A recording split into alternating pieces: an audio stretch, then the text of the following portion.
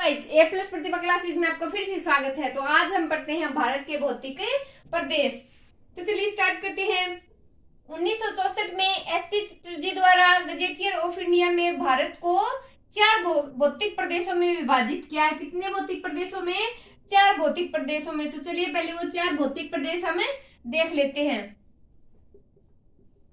Number 1 Himalaya पर्वतमाला।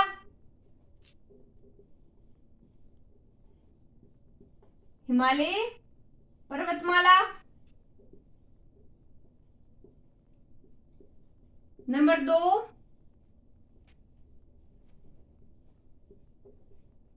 उत्तर का विशाल मैदान।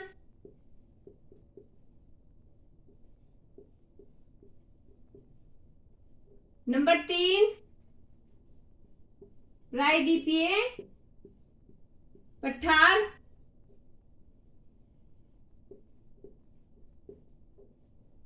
नंबर 4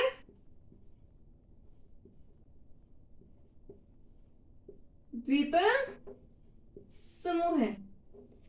तो ये तो देखिए 1964 में एसपी चटर्जी द्वारा गजेटियर ऑफ इंडिया में 4 भौतिक प्रदेशों को विभाजित किया है। हिमालय पर्वतमाला, उत्तरी का विशाल मैदान, प्रायद्वीपीय पठार और द्वीप समूह है। तो अब हम अध्ययन की दृष्टि से देखते हैं। अध्ययन की दृष्टि से भारत के भौतिक प्रदेशों को कितने भागों में बांटा गया है। तो चलिए अब अध्ययन के आधार पर देखते हैं। अध्ययन की दृष्टि से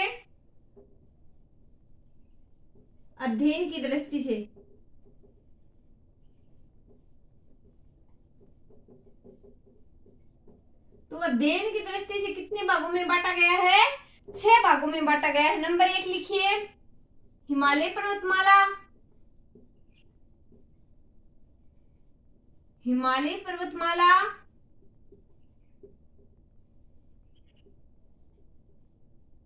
नंबर 2 उत्तर का विशाल मैदान। उत्तर का विशाल मैदान।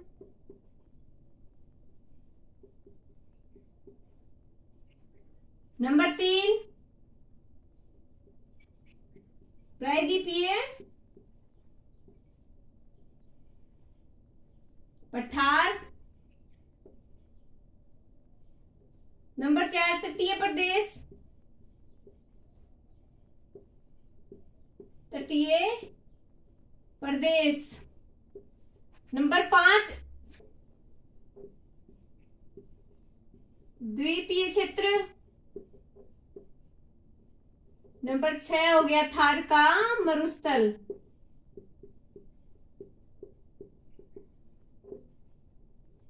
थार का मरुस्थल। तो देखिए कितने प्रकार है अध्ययन की दृष्टि से? 6 प्रकार है। हिमालय पर्वतमाला, उत्तर का विशाल मैदान, प्रायद्वीपीय पठार, तटीय प्रदेश, द्वीपीय क्षेत्र और थार का मरुस्थल। तो चलिए हम एक एक करके अब इनको पढ़ते हैं। सबसे पहले हम पढ़ेंगे हिमालय पर्वतमाला को।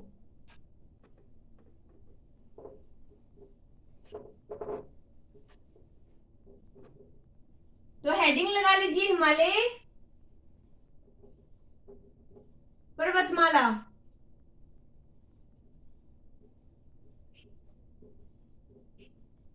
हिमालय पर्वतमाला।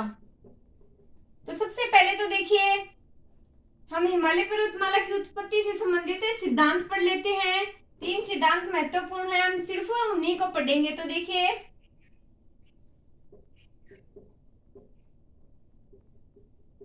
हिमालय पर्वतमाला की उत्पत्ति, ये उत्पत्ति से संबंधित 3 सिद्धांत महत्वपूर्ण है।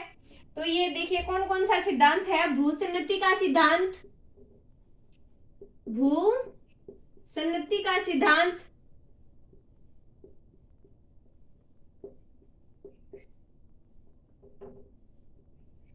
नंबर 2 नोट कीजिए महाद्वीपीय विस्थापन सिद्धांत। महाद्वीपीय विस्थापन सिद्धांत।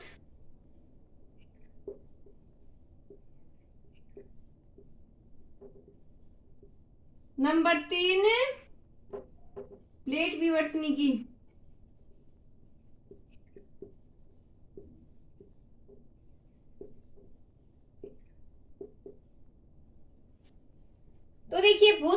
का सिद्धांत किसने दिया था? कोबर। नंबर 2, महाद्वीपीय विस्थापन का सिद्धांत किसने दिया था? Alfred Wegener. Alfred Wegener. Number 3 हम बात करें प्लेट विवर्तनिका का सिद्धांत किसने दिया? तो हेरी हेंस ने, हेरी हेंस द्वारा दिया गया। तो देखिए सबसे पहले हमने 1964 में एसपी चटर्जी द्वारा कितने भागों में बांटे गए? 4 भागों में। हिमालय पर्वतमाला, उत्तर का विशाल मैदान, प्रायद्वीपीय पठार और द्वीपीय क्षेत्र। अब हम पढ़ रहे हैं अध्ययन की दृष्टि से हिमालय पर्वतमाला, उत्तर का विशाल मैदान, प्रायद्वीपीय पठार, तटीय प्रदेश, द्वीपीय क्षेत्र और थार का मरुस्थल। तो अब हमने सबसे पहले स्टार्ट किया है हिमालय पर्वतमाला। तो सबसे पहले हम हिमालय पर्वतमाला की उत्पत्ति से संबंधित सिद्धांत पढ़ेंगे। तो ये 3 सिद्धांत महत्वपूर्ण है जो हमें याद रखने ही हैं।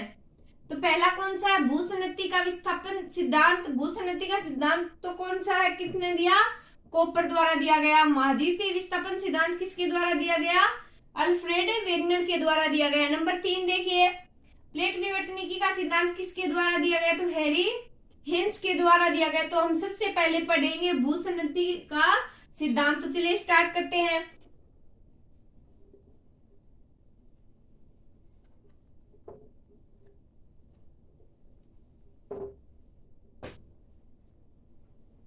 नंबर 1 भूसन्नति सिद्धांत।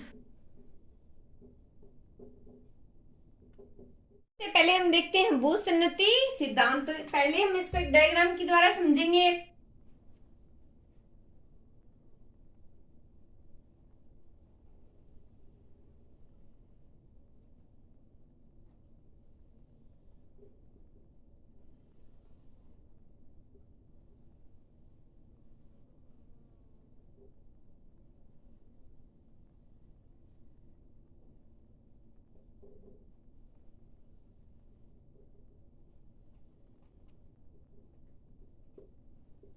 तो ये हमारा डायग्राम है।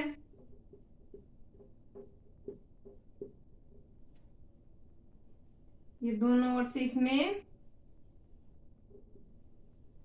नदियां आके मिल रही हैं।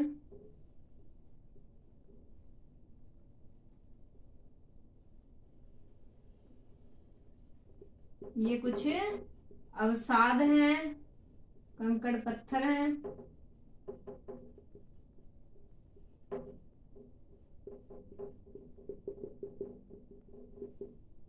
और ये क्या है? नदी। ये अग्रभाग, तो ये भी अग्रभाग। ये हो गया अवसाद, जैसे कंकड़ पत्थर, कंकड़ पत्थर। ये क्या है? पेंदा, या जिसको हम बोल सकते हैं तल। क्या बोल सकते हैं? तल। तो देखिए भूसन्नति के अग्रभागों से दोनों ओर नदियां प्रवाहित हो रही हैं, जिसके कारण क्या हो रहा है? अवसादों का जमाव हो जाता है। और अधिक अवसाद, ये देखो काफी मात्रा में यहाँ पर जमा हो गए हैं, जिसके कारण भूसन्नति इसका अवतलन हो जाता है। तो ये हमने एक डायग्राम के द्वारा समझा। फिर से देखिए, भूसन्नति के अग्रभागों से दोनों ओर नदियां निकलती हैं, जिसके कारण अवसादों का जमाव हो जाता है या कंकड़ पत्थरों का जमाव हो जाता है, जिसके परिणाम स्वरूप अगर बात की जाए तो ये एक सिकुड़कर एक वलित पर्वतमाला के रूप में अपना रूप ले लेती है। ये सिकुड़कर, इसका दबाव एक तरफ होने पर ये सिकुड़कर वलित पर्वतमाला का रूप ले लेती है। तो चलिए ये बात हम नोट कर लेते हैं।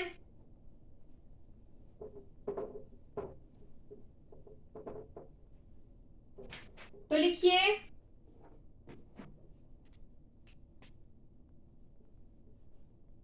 इसमें हम लिखते हैं भूसन्नति के अग्रभागों से, भूसन्नति के अग्रभागों से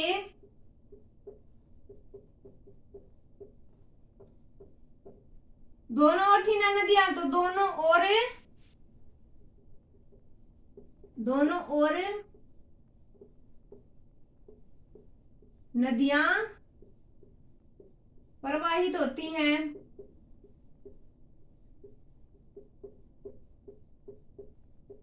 दोनों ओर नदियां बहती है, जिसके कारण क्या होता है? अवसादों का जमाव, जिसके कारण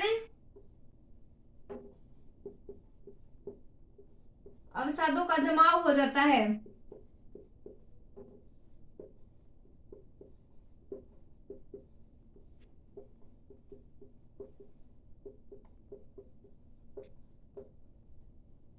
फिर क्या लिखेंगे हम? अधिक अवसादों के जमाव के कारण क्या होता है? अवतलन हो जाता है।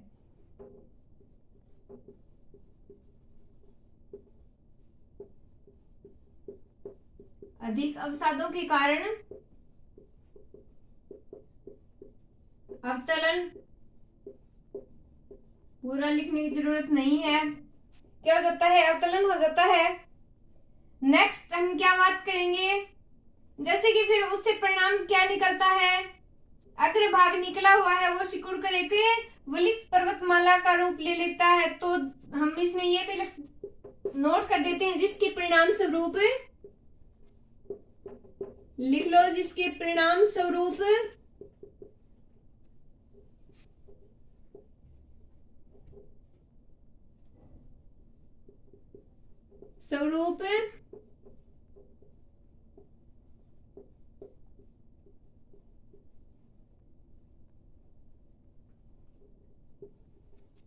सिकुड़कर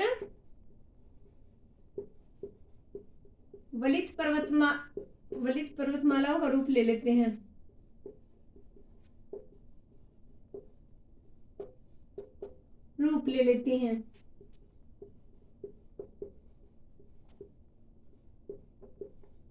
तो ये कैसे बन जाते हैं? कुछ इस प्रकार के।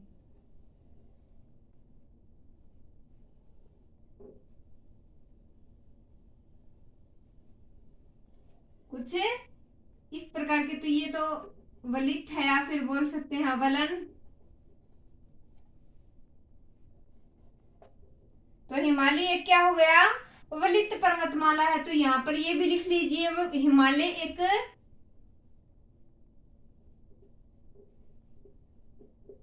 वलित पर्वतमाला है। क्या है? वलित पर्वतमाला है। नेक्स्ट हम कुछ एग्जाम्पल देख लेते हैं। तो आप सब ये नोट कर लीजिए।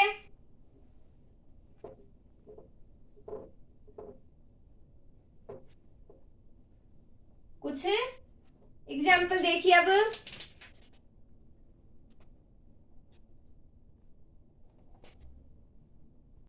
तो अब हम इसके कुछ उदाहरण देख लेते हैं। ये क्या है? वलित पर्वतमालाएं।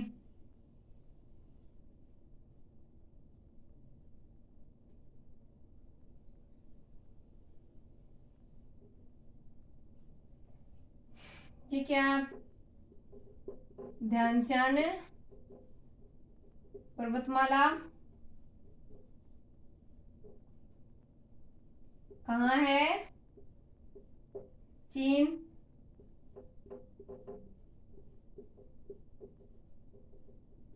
सेदाम का पठार कहाँ है?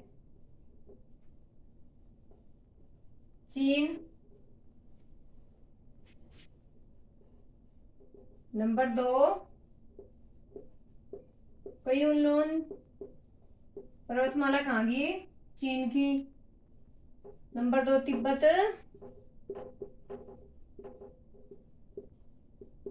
का पठार। क्या? हिमालय पर्वतमाला।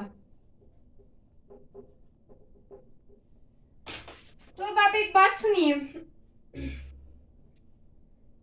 कोबर के अनुसार तो जो भूसंति का जो मध्य का भाग था, जो भूसंति का हमने मध्य का भाग देखा, वो दबाव से अप्रभावित था।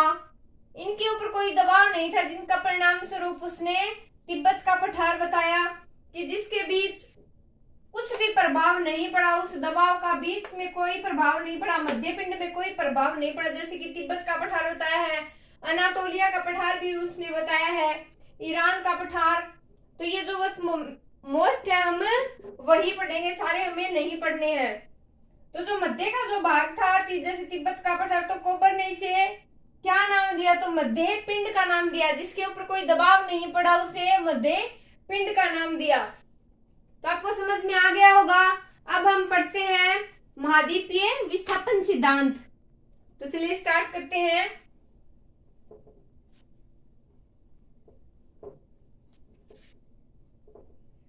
उसको भी हम पहले डायग्राम से समझेंगे। महाद्वीपीय विस्थापन सिद्धांत।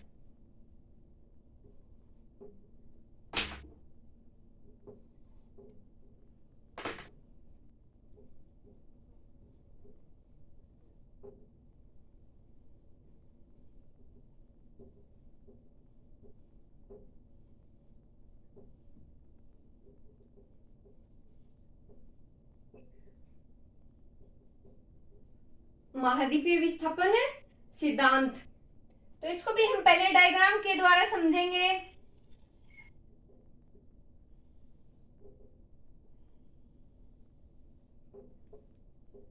तो ये हमारा कच्चा चित्र है, इसके चारों ओर पानी।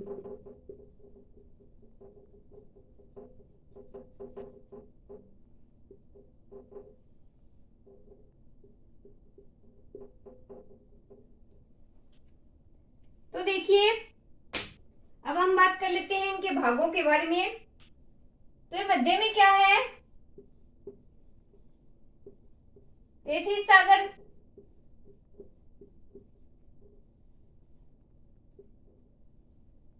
ऊपरी भाग अंगारा लैंड, और नीचे का भाग है जो दक्षिणी भाग है वो गोंडवाना लैंड। तो नोट कर लीजिए आप भी साथ साथ में, गोंडवाना लैंड। तो ये प्रायद्वीपीय भारत,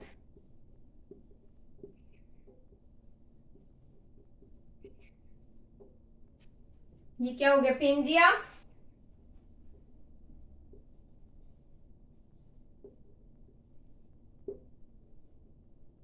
दक्षिणी, ये दक्षिणी भाग, ये हमें लिखने की जरूरत नहीं है, ये पता है, ये जल का जो भाग है इसे लिख देते हैं पेंथालासा।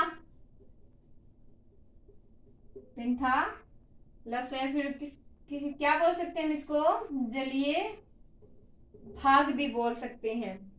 तो देखिए कोपर ने दिया था ये सिद्धांत, तो इसके अनुसार जो जलीय भाग है वो क्या कहलाया, पेंथालासा, और जो स्थल का भाग है वो पेंजिया कहलाया। जल का भाग तो क्या कहलाया, पेंथालासा, और जो स्थल का भाग है वो क्या कहलाया, पेंजिया। जो उत्तरी भाग है इसे हम ऊपर का हिस्सा है, नीचे का हिस्सा नहीं बोल सकते, ये उत्तरी भाग है ये अंगारा लैंड, और जो दक्षिणी भाग है वो गोंडवाना लैंड। तो देखिए ये उधर उत्तरी अमेरिका का एरिया है, ये हमें लिखने की जरूरत नहीं है। जैसे अंगारा लैंड के कुछ भाग है वो हम आगे बात करेंगे, जैसे यूरोप है, एशिया है, उत्तरी अमेरिका है। गोंडवाना लैंड के भी कुछ भागों की बात करेंगे, जैसे दक्षिणी अमेरिका ले लीजिए, अफ्रीका ले लीजिए, प्रायद्वीपीय भारत है। तो हम इन सब बारे में अभी बात करते हैं। तो आप साथ साथ में नोट्स बना लीजिए, अब मैं यहाँ पे लिख रही हूँ, आप नोट कर लीजिए।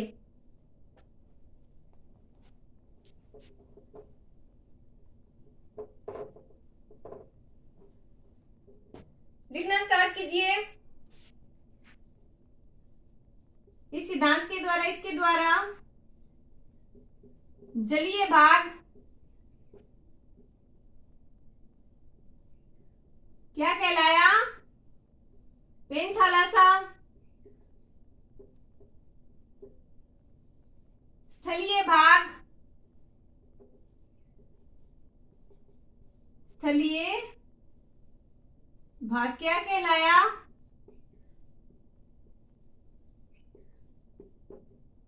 क्या कहलाया स्थलीय भाग, पेंजिया। अब बात कर लेते हैं उत्तरी भाग और दक्षिणी भाग की। तो उत्तरी भाग कौन सा बताया अभी मैंने? उत्तरी भाग अंगारा लैंड और दक्षिणी भाग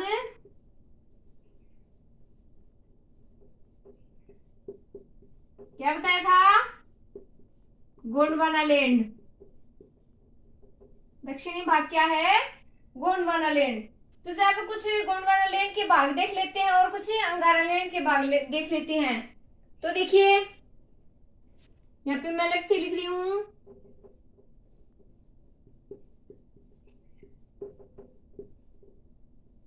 अंगारा लैंड के कुछ भाग। तो अब सबसे पहले अंगारा लैंड के भागों में नोट कर सकते हैं यूरोप, एशिया,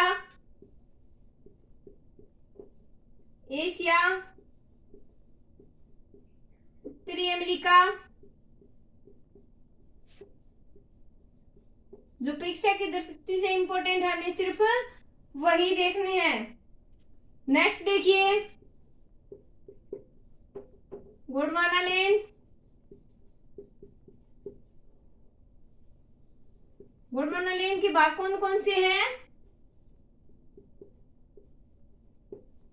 दक्षिणी अमेरिका या प्रायद्वीपीय भारत,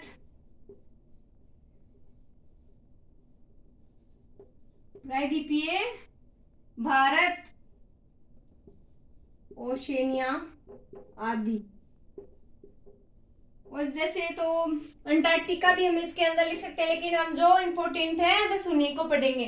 तो एक बार फिर से देखिए, इसके द्वारा जलीय भाग, जो जल का जो भाग है वो क्या कहलाया? पेंथालासा।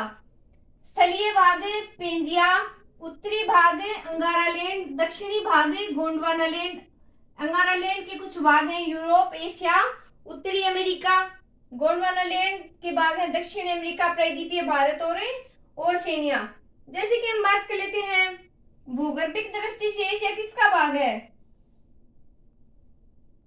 किसका है? भारत भूगर्भिक दृष्टि से एशिया का भाग नहीं है। भूगर्भिक दृष्टि से एशिया का भाग नहीं है, लेकिन भूखंड के भाग से, भूखंड की दृष्टि से अगर हम देखें तो एशिया भारत का भाग है। नेक्स्ट हम बात करते हैं प्लेट विवर्तनिकी के सिद्धांत की। तो चलिए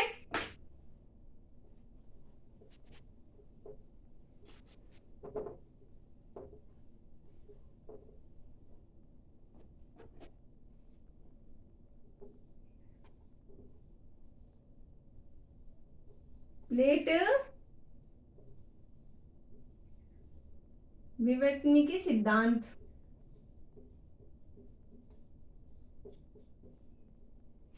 तो चलिए स्टार्ट करते हैं। इस प्लेट का अर्थ क्या होता है? जैसे प्लेट विवर्तनिकी सिद्धांत हम पढ़ रहे हैं, तो इस प्लेट का अर्थ क्या है? क्या अर्थ है इसका? जो दृढ़ भूभाग होता है वो है। तो ये बात कोई नोट करने वाली है नहीं, प्लेट विवर्तनिकी सिद्धांत हमें पढ़ते हैं। तो 1962 में किसके द्वारा दिया गया ये सिद्धांत? कब दिया गया? 1962 में। किसके द्वारा दिया गया? हैरी हेंस के द्वारा। हैरी हेंस के द्वारा दिया गया। तो प्लेट विवर्तनिकी सिद्धांत कब दिया गया? 1962 में हैरी हेंस के द्वारा दिया गया। लेकिन इसकी व्याख्या किसने की है? प्लेट विवर्तनिकी जो सिद्धांत है इसकी व्याख्या करने वाले कौन है? तो उनके नाम लिखिए। मैकेजी,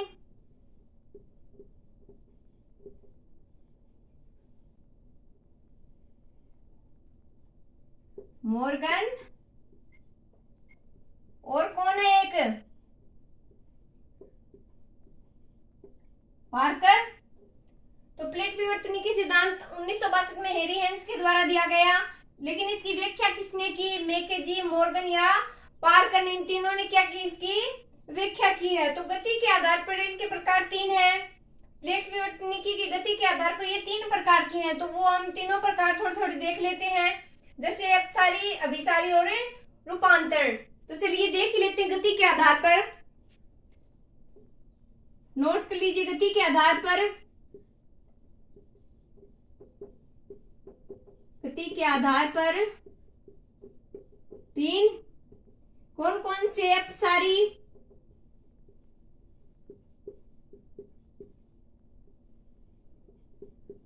अभिसारी,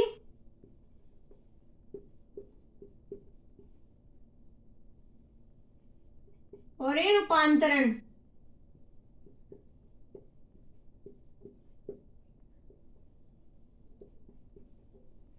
तो देखिए इसमें क्या करती हैं हम प्लेटें, इसमें क्या कार्य करती हैं और इसमें प्लेटें क्या करती हैं। तो इसमें देखते हैं हम प्लेटें, जैसे ये है प्लेटों का आकार, तो क्या है ये प्लेटें,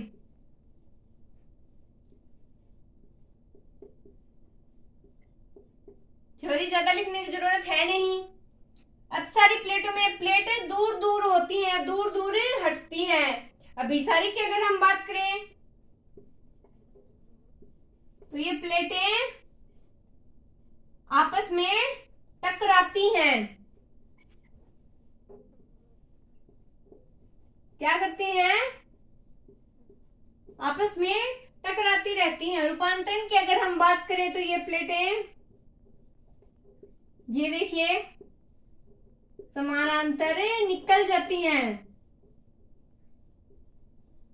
तो इसमें हम इतनी बातें पढ़ेंगे कि आप समझ गए, समांतर निकल जाती है। तो देखिए हिमालय पर्वतमाला का यूरेशियन एवं इंडो ऑस्ट्रेलियन प्लेट्स के कारण अभिसरण हुआ, ये हम सब जानते हैं। तो अब देखते हैं प्लेट विवर्तन की सिद्धांत एक बार फिर से देख लीजिए। 1962 में हैरी हेंस के द्वारा मैकेजी मॉर्गन पार्कर ने इसकी व्याख्या की। गति के आधार पर प्रकार है 3, अपसारी, अभिसारी, रूपांतरण। इसमें दूर दूर होती है, इसमें टकराती है और समांतर निकल जाती है। तो अब हम देखते हैं हिमालय का वर्गीकरण। तो हिमालय पर्वतमाला का वर्गीकरण देख लीजिए।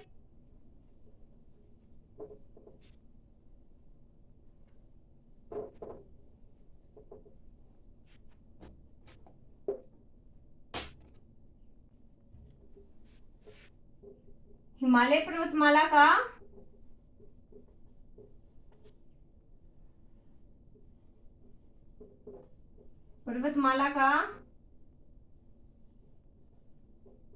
वर्गीकरण। बात करते हैं अब हिमालय पर्वतमाला के वर्गीकरण की। तो देखिए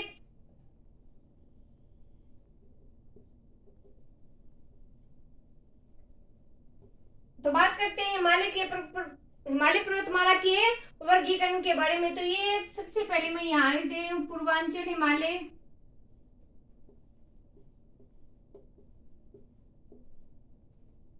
मुख्य हिमालय, मुख्य हिमाद्री या हिमालय और ट्रांस हिमालय, ट्रांस हिमालय। तो हम इसमें वही पढ़ेंगे जो परीक्षा की दृष्टि से महत्वपूर्ण है। तो इसमें कराकोरम, लद्दाख, जास्कर और कैलाश श्रेणी है। मुख्य हिमालय में ग्रेटर, मिडिल और शिवालिक हिमालय है। तो एक बार हम इनको नोट कर लेते हैं। कराकोरम,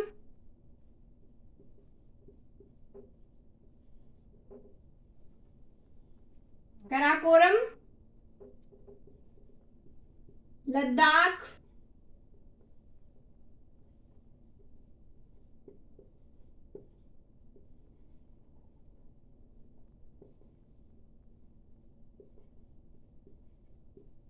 और कैलाश। अब बात कर लेते हैं मुख्य हिमालय की। तो greater Himalaya, greater Himalaya. Number 2 क्या है, मिडिल हिमालय। नंबर 3 है शिवालिक हिमालय। तो एक बार वर्गीकरण फिर से देख लीजिए। हिमालय पर्वतमाला का वर्गीकरण, ट्रांस हिमालय, मुख्य हिमालय और पूर्वांचल हिमालय। तो ट्रांस हिमालय में कौन सी श्रेणियां हैं, कराकोरम, लद्दाख, जास्कर और कैलाश। मुख्य हिमालय में ग्रेटर, मिडिल और शिवालिक हिमालय, और अन्य है ये पूर्वांचल। तो आप ये नोट कर लीजिए। नेक्स्ट हम इनको एक एक करके पढ़ेंगे। तो सबसे पहले हम पढ़ेंगे ट्रांस हिमालय के बारे में, इसमें की मुख्य चोटियों के बारे में, लद्दाख श्रेणी के बारे में, फिर जास्कर श्रेणी के बारे में। तो हम इनको बारी बारी से पढ़ते हैं। तो चलिए स्टार्ट करते हैं। ट्रांस हिमालय। और इसकी प्रमुख श्रेणियों की अगर हम बात करें तो इसमें कराकोरम श्रेणी, लद्दाख, जास्कर श्रेणी है। एक बार हम चित्र के द्वारा इनको देखेंगे और बाद में हम डिटेल से इनको पढ़ेंगे। तो देखते हैं जो कराकोरम श्रेणी है उसे एक बार देख लेते हैं।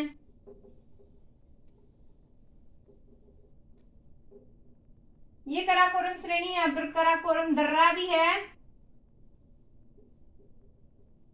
कराकोरम दर्रा भी है। नेक्स्ट देखते हैं लद्दाख।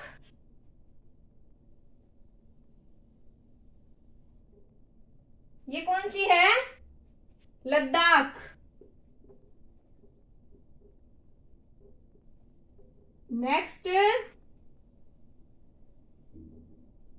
कौन सी है? जास्कर। तो अगर हम इनमें बात करें पर्वतों की, चोटियों की, तो देखिए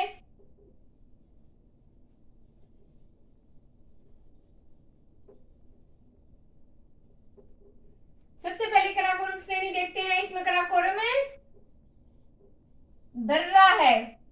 नेक्स्ट लद्दाख देखते हैं, तो इसमें लद्दाख का पठार है, लद्दाख का।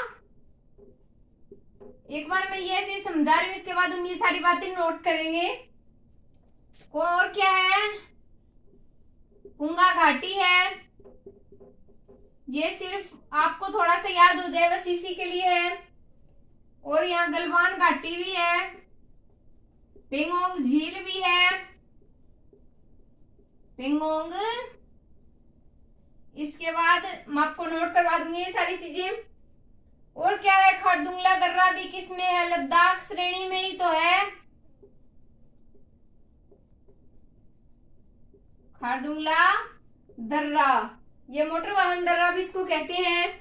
नेक्स्ट देखते हैं जास्कर।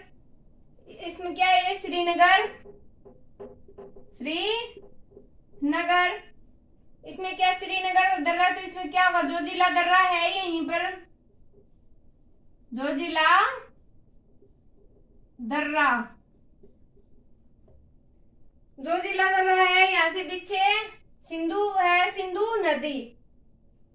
नेक्स्ट देखते हैं हम। सबसे पहले एक बार फिर से हम इनको देख लेते हैं। कराकोरम श्रेणी में कराकोरम में दर्रा है, फिर आती है लद्दाख श्रेणी। अभी लद्दाख का पठार है, पुंगा घाटी है, बेंगोक झील गलवान घाटी में स्थित है, गलवान घाटी भी स्थित है। फिर खारदुंगला दर्रा है जिसे मोटर वाहन दर्रा भी कहते हैं। जास्कर में श्रीनगर है, श्रीनगर में कौन सा है? जोजिला दर्रा। तो नेक्स्ट हम बात कर लेते हैं इनकी कराकोरम दर्रे की। तो स्टार्ट करते हैं शुरुआत से। इसको आप नोट्स बना लीजिए, जो हमने पढ़ा वो अब हम लिखेंगे। तो स्टार्ट कीजिए। कराकोरम श्रेणी या कराकोरम दर्रा स्वेन हेडन ने इसे एशिया की रीढ़ कहा। किसने? स्वेन हेडन ने।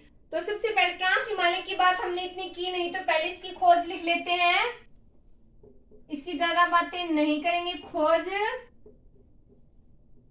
1906 में स्वेन हेडन द्वारा। स्वेन, तो आप ये थोड़ा सा बस ऐसे ध्यान में रखिएगा। ये अवशेष किसका है? तो ये हमें पता है टेथी सागर का अवशेष है। तो बात करते हैं हम कराकोरम श्रेणी की। तो स्वेन हेडन ने इसे एशिया की रीढ़ कहा। किसको? कराकोरम श्रेणी को। स्वेन हेडन ने इसे एशिया की रीढ़ कहा, एशिया की रीढ़ कहा। नेक्स्ट, ये ट्रांस हिमालय की सबसे उत्तरी श्रेणी है। ट्रांस हिमालय की सबसे उत्तरी श्रेणी, तो मैं यहाँ पे सिर्फ इतना लिख रही हूँ, उत्तरी श्रेणी, आप समझ जाएंगे। ट्रांस हिमालय की सबसे उत्तरी श्रेणी है। तो केटू गोडविन या फिर ऑस्टिन गोरीनंदा, यहाँ पर विश्व की सबसे दूसरी सबसे ऊंची चोटी है, जो पाक अधिकृत क्षेत्र में है। और केटू की ऊंचाई 8,611 किलोमीटर। तो ये लिख लीजिए, K2 गॉडविन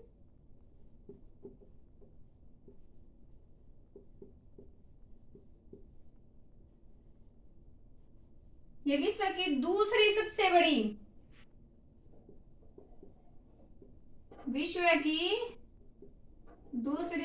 बड़ी चोटी है। आप समझेंगे दूसरी सबसे बड़ी लिख दिया है, इसकी ऊंचाई जो है वो लिख लीजिए 8611 किलोमीटर, जो इम्पोर्टेंट है। अब बात कर लेते हैं थोड़ी सी सियाचिन ग्लेशियर की। तो भारत का जो सबसे बड़ा ग्लेशियर है वो कौन सा है? कई बार एग्जाम में क्वेश्चन पूछा गया है, तो इसको आप नोट कर लीजिए, नोट लगाकर। सियाचिन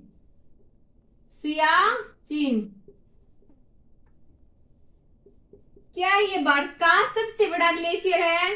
तो मैं लिख रही हूं यहाँ पर सबसे बड़ा ग्लेशियर, सबसे बड़ा ग्लेशियर। तो भारत का सबसे बड़ा ग्लेशियर सियाचिन ग्लेशियर। अब हम बात कर लेते हैं जैसे नुब्रा नदी का उद्गम स्थल सियाचिन ग्लेशियर ही है, तो इसके कारण से सियाचिन नुब्रा घाटी भी बोलते हैं। सियाचिन नुब्रा घाटी में ये स्थित है, इसलिए तो ये बात लिखने की जरूरत हमें नहीं है। अब बात करते हैं कराकोरम दर्रा। तो कराकोरम दर्रा सबसे ऊंचा दर्रा है, ये बात आप इसमें और नोट कर लीजिए, सबसे ऊंचा दर्रा है, सबसे ऊंचा दर्रा कौन सा है? कराकोरम। कौन सा है? कराकोरम। तो एक बार रिवाइज कर लीजिए, ट्रांस हिमालय की खोज किसने की थी? स्वेन हेडन ने। कब की थी? 1906 में की थी। कराकोरम श्रेणी स्वेन हेडन ने इसे एशिया की रीढ़ कहा। किसने कहा? स्वेन हेडन ने। सबसे उत्तर श्रेणी में ट्रांस हिमालय के सबसे उत्तर में स्थित है। यहाँ पर K2 गॉडविन ऑस्टिन जो दूसरी सबसे बड़ी चोटी है, इसकी ऊंचाई है 8611 किलोमीटर। तो इसमें सियाचिन ग्लेशियर है सबसे बड़ा ग्लेशियर, जिसको कहते हैं यह सबसे ऊंचा दर्रा है। तो नेक्स्ट बात करते हैं हम लद्दाख श्रेणी की।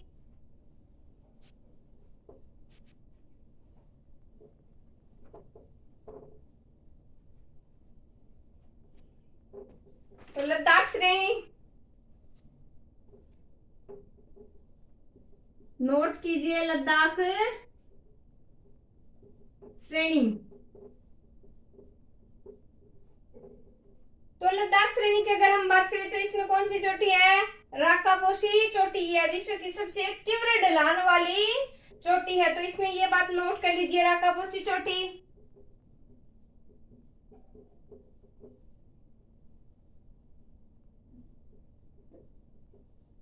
7788 विश्व की सबसे तीव्र ढाल वाली चोटी, ढाल वाली चोटी। तो क्वेश्चन परीक्षा में अगर पूछा जाए विश्व की सबसे तीव्र ढाल वाली चोटी है कौन सी है? राकापोशी, जो कौन सी श्रेणी में आती है? तो लद्दाख श्रेणी में आती है। तो लद्दाख श्रेणी के अंदर हमने डायग्राम में पढ़ा था, लद्दाख का पठार भी है। ये भारत का सबसे ऊंचा पठार है, जिसे भूतापी ऊर्जा के लिए प्रसिद्ध पुंगा घाटी भी है। तो इसमें ये बातें हम नोट कर लेते हैं जो हमने डायग्राम में देखी थी। तो यहाँ पर लिखिए लद्दाख का पठार, लद्दाख का पठार। तो क्या है इसमें? भारत का सबसे ऊंचा पठार है, भारत का सबसे ऊंचा पठार है, पठार। नेक्स्ट हम बात करें इस पर और क्या थी? जो पुंगा घाटी थी वो किसके लिए प्रसिद्ध है? भूतापीय ऊर्जा के लिए। तो इसमें हम सीधा लिख देते हैं पुंगा घाटी स्थित है, पुंगा घाटी स्थित है। ये बस मैंने आपको नॉर्मल बता दिया किसके लिए? भूतापीय ऊर्जा के लिए है। नेक्स्ट अगर हम बात करें पेंगोंग झील की, तो हमने देखा था वहां पर झील कौन सी थी? पेंगोंग झील। तो विश्व की सबसे ऊंची खारे पानी की झील कौन सी है? पेंगोंग झील, जो गलवान घाटी के नजदीक स्थित है, उसके पास में स्थित है। तो ये बात और लिख लीजिए पेंगोंग झील के बारे में। पेंगोंग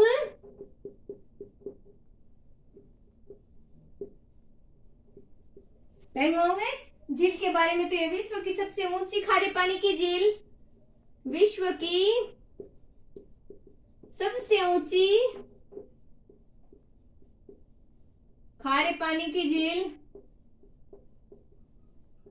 खारे पानी की झील है जो गलवान घाटी के नजदीक स्थित है। ये बात हमें लिखने की जरूरत नहीं है।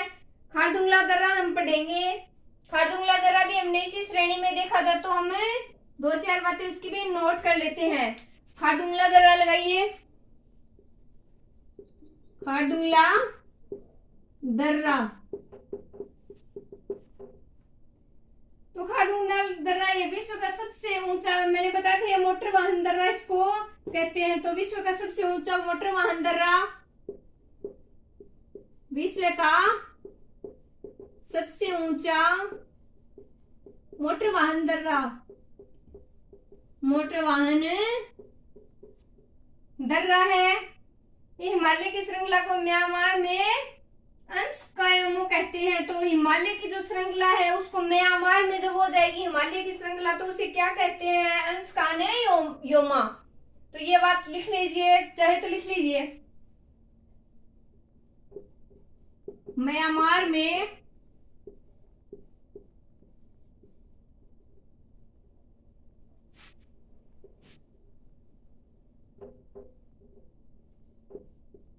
म्यांमार में इस हिमालय की श्रृंखला को क्या कहते हैं? अंशकाने योमा, अंशकाने योमा। तो हिमालय की श्रृंखला को अफगानिस्तान में हिंदू कुश कहते हैं। तो अब हम बात कर लेते हैं जास्कर श्रेणी के बारे में। लद्दाख श्रेणी हमने पढ़ ली है, तो अब बात करेंगे जास्कर श्रेणी की। तो देखिए ट्रांस हिमालय की दक्षिणतम श्रेणी है, सिंधु नदी लद्दाख है वे जास्कर से निकलती है। तो ये सब बातें हम इसमें नोट कर लेते हैं। तो लिखना स्टार्ट कीजिए। यह ट्रांस हिमालय के दक्षिणतम श्रेणी है, यह ट्रांस हिमालय की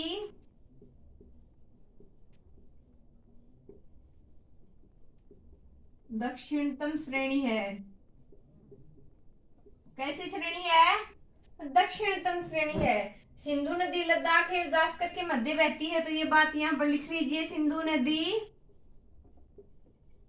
सिंधु नदी लद्दाख एवं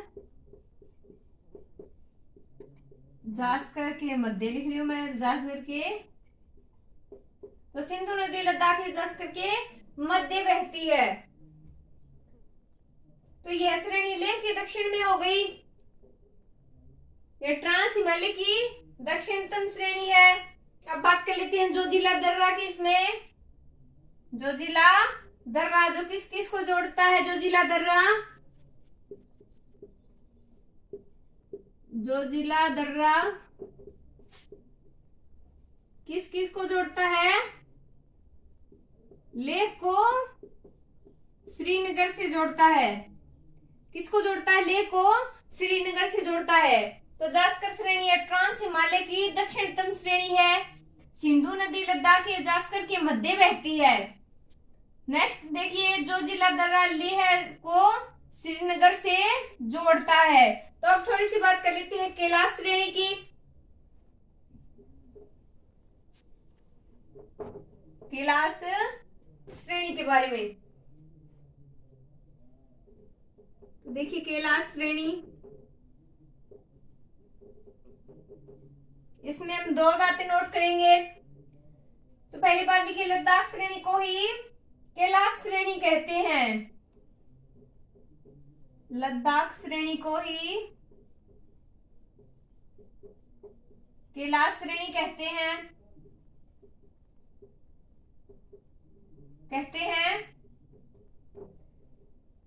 इसमें हिंदू धर्म का, इसमें मोस्ट क्या है? इसमें हिंदू धर्म का जो पवित्र स्थान मानसरोवर है वो स्थित है। तो ये बात इसमें नोट कर लीजिए। इसमें हिंदू धर्म का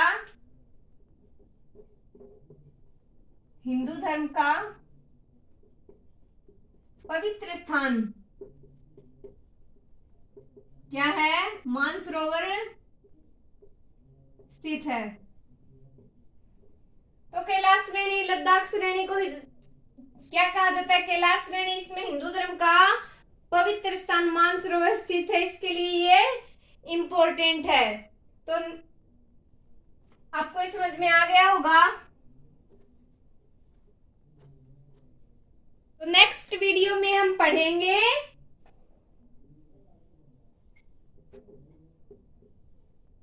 मुख्य हिमालय।